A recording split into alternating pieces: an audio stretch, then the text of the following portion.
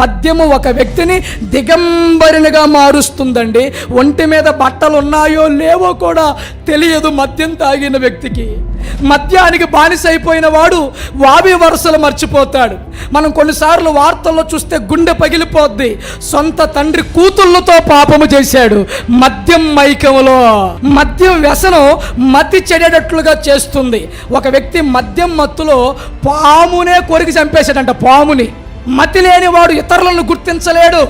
కొన్నిసార్లు ఫుల్గా తాగినోడు అంటాడు నువ్వు ఎవరు అంటే గుర్తుపట్టలేని స్థితి. మద్యం వెక్కిరింతల పాలు చేస్తుంది, అల్లరి పాలు చేస్తుంది. భార్యని అడుగుతారు నీ భర్త తాగుబోతు అంట కదా. పిల్లల్ని అడుగుతారు నీ తండ్రి తాగుబోతు అంట కదా.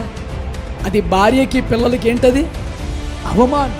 ఈ రోజున అనేకమైన కుటుంబాలు బజార్లోకి రావటానికి గల కారణం ఈ అలవాటే. ఆ తాగుడు అలవాటును బట్టే కొన్ని కుటుంబాలు దరిద్రతలో ఉన్నాయండి. లేకపోతే గొప్ప ఆశీర్వాదానికి వారసుడిగా చేస్తాడు. నీకేం తక్కువ? నీకు కూడా అన్నీ ఇస్తాడు. నువ్వు ఆ ఒక్క అలవాటుని విడిచిపెడితే నీకు ఇల్లు కావాలితే ఇల్లు, పిల్లలకి వివాహం, ఏది కావాలితే అది, నీ సంసారం అంతా కూడా సుఖవంతమైన సంసారంగా నా దేవుడు నీ కుటుంబాన్ని తయారు చేయగలడు. దాని నుండి బయటికి రావాలి.